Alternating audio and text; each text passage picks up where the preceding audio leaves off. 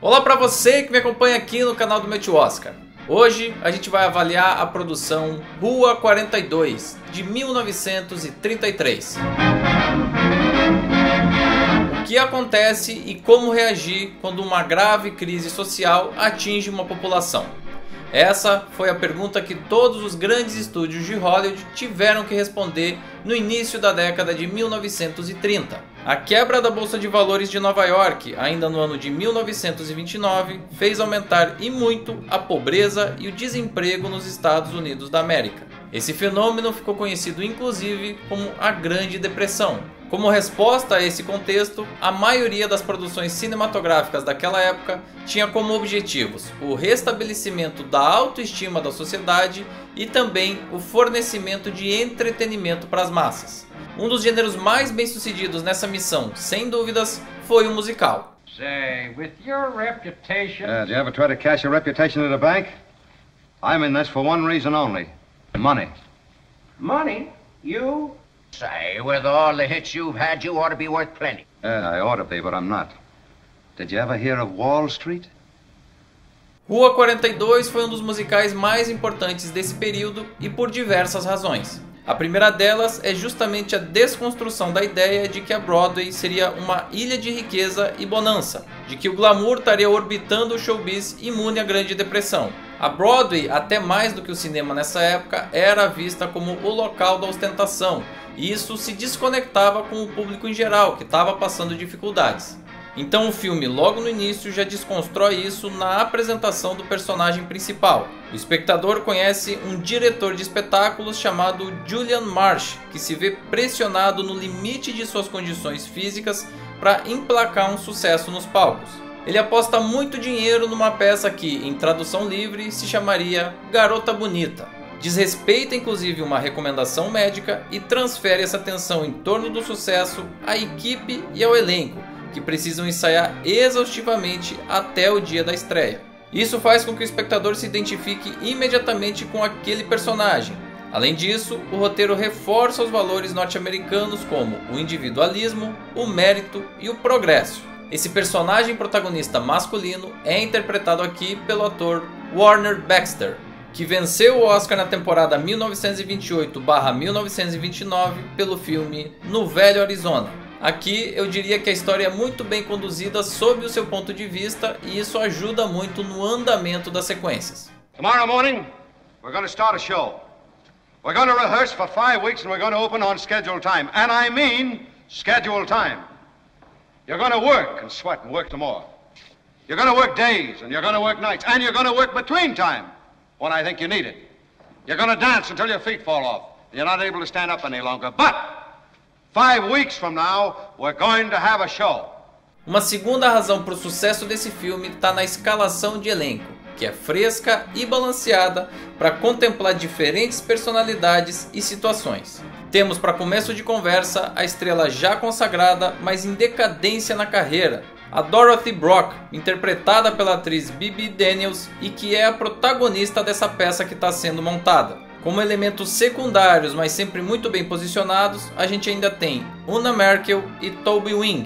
Ainda no elenco, os jovens, mas sempre competentes Dick Powell e Ginger Rogers, que constroem o meio de campo das cenas. Tem ainda alguns nomes que não estão diretamente envolvidos com o elenco daquela peça, como o investidor Abner, interpretado pelo ator Guy Kibbe, e o amante da Dorothy, o Pat Denning, interpretado pelo ator George Brent. Por fim, a atriz Ruby Keller interpreta a personagem Peggy, novata ainda naquela grande cidade que é Nova York e em busca de uma chance ao sol. There's the boss right over there, honey. See him? His name is Julian Marsh. He's a fellow with a light gray felt hat. Go over and talk to him. Go ahead. No.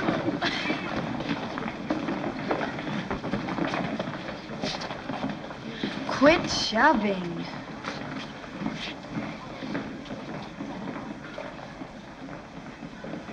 Pois é, e essa grande chance que a Peg está buscando acaba aparecendo de modo aleatório, no momento em que a Dorothy quebra o tornozelo na véspera da estreia, sendo substituída justamente por ela. Ironicamente, esse foi o primeiro longa-metragem onde ela foi creditada, mas a sua carreira foi relativamente curta. Para vocês terem uma ideia, o seu último filme como protagonista foi rodado no ano de 1941 e recebeu o título original Sweetheart of the Campus, sem tradução para o Brasil. Depois disso, ela sairia de cena com pouco mais de 30 anos de idade, bastante jovem. A construção desse roteiro e a própria estrutura dele está longe de ser complexa ou mesmo vanguardista, mas esse não é sequer o objetivo desse filme. Musicais como esse, Rua 42, na realidade tinham a função de apresentar para a sociedade que estava bastante combalida modelos de força, de carisma, de vulnerabilidade também, é claro, e principalmente de superação, enquanto essa mesma sociedade relaxava assistindo a números performáticos de canto e de dança. What do you do when you got a couple of left feet like mine? Just pick him up and lay him down. I'm doing the best I can, honey. Get a load of the juvenile. Didn't know we had elephants in the show. Uma característica peculiar desse filme, que você não veria nos musicais da década de 1950, por exemplo, é a sexualidade aflorada que você consegue notar em diversos trechos da história. Logo no início, para avaliar os atributos das dançarinas naquela pré-seleção, por exemplo, a equipe de direção pede que elas levantem as saias para exibir as pernas, que são reveladas logo em seguida em um close. Mais pra frente, quando a gente tem os ensaios acontecendo, a gente vê dois membros do sexo masculino balançando com os braços uma colega de cena.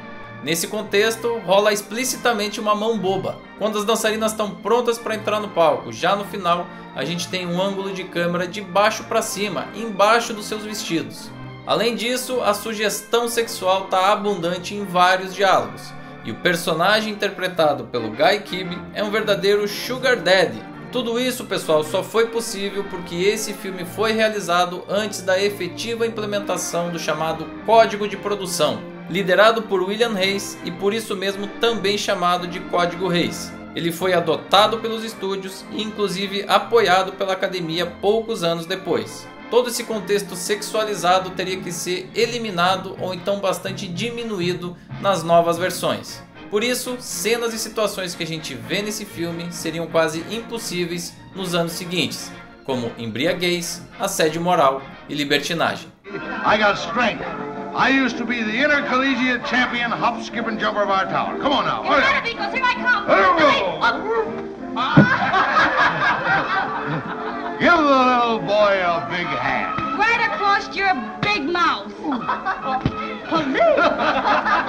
Uma terceira característica crucial para o sucesso desse filme foram os exuberantes números musicais. Depois de tanto ensaio e preparação, todo o último terço do filme é destinado à apresentação em si. E é aí que entra um nome super importante de ser guardado: Busby Berkeley, um dos maiores coreógrafos da história dos musicais de Hollywood. Ainda que a direção geral do filme tenha sido feita por Lloyd Bacon, toda essa parte final ficou sob o seu comando, e ainda que ele tenha sido creditado apenas como coreógrafo, a câmera estava literalmente nas mãos dele, controlando toda a ação.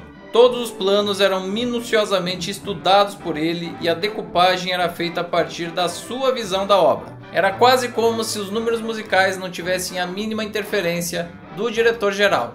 Isso fica inclusive muito claro porque existe uma proposta diferenciada nesse momento do filme e é onde ele artisticamente mais se destaca. Eu acho todo esse segmento muito impressionante e numa época em que as câmeras eram pesadas, chama a atenção inclusive os movimentos longos de plano aberto.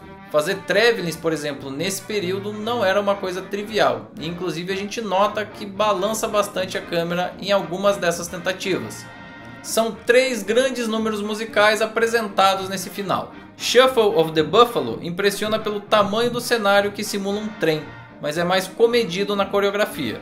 O segundo número, Young and Healthy, que de certa forma faz referência à virilidade sexual da juventude, possui a proposta visual mais provocante. Em um fundo todo preto, os dançarinos reproduzem a coreografia milimetricamente ensaiada em plataformas rotatórias em formato circular. O plano de encerramento dessa canção, sob um longo túnel de pernas, é certamente um dos mais conhecidos desse filme. I'm young and healthy, so let's be bold.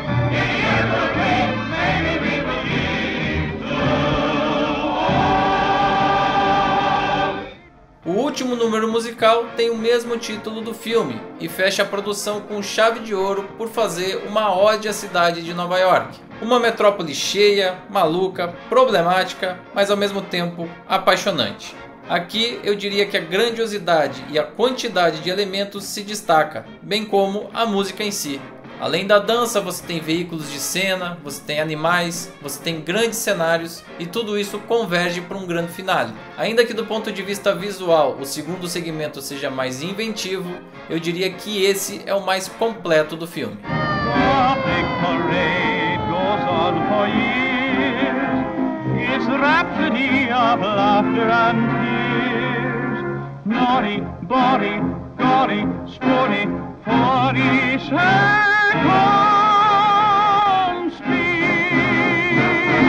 Busby Berkeley ainda teria outras importantes contribuições nos musicais da Warner nesse ano e nos seguintes. Em 1933, por exemplo, foi também de sua autoria as coreografias dos filmes Cavadoras de Ouro e Belezas em Revista. Em 1934 foi a vez de Mulheres e Música, todos eles trazendo composições visuais muito ricas e provocativas e que entraram verdadeiramente na história dos musicais. Seu filme mais lembrado depois de tanto tempo, no entanto, continua sendo Rua 42. E ainda que ele possa parecer simples demais e até meio bobo para as plateias mais contemporâneas, é um documento importantíssimo para a gente entender o contexto do cinema pós-crise de 1929 e o papel que os musicais tiveram nesse contexto. 200 people, 200 jobs, $200,000, 5 weeks of grind and blood and sweat depend upon you. It's the lives of all these people who've worked with you. You've got to go on and you've got to give and give and give. They've got to like you, got to. Do you understand? You can't fall down. You can't, because your future's in it. My future and everything all of us have is staked on you. All right, now I'm through. But you keep your feet on the ground and your head on those shoulders of yours and go out and Sawyer. You're going out a youngster, but you've got to come back a star. E agora eu queria saber de você aí que está me acompanhando nesse vídeo. Você gosta dos musicais? E em caso positivo, você prefere esse período, década de 1930, ou então um período mais à frente, década de 1950, quando eles ficaram maiores e mais exuberantes, hein? Faz o seguinte, usa o espaço aqui embaixo destinado aos comentários pelo próprio YouTube para deixar a sua opinião.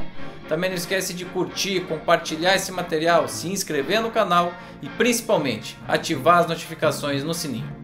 A gente segue analisando todos os filmes indicados pela Academia ao Oscar de Melhor Filme da temporada 1932/1933 e o próximo título vai ser Feira de Amostras, que traz no elenco a primeira vencedora do Oscar de Melhor Atriz, Janet Gaynor. Tá imperdível e eu te espero aqui.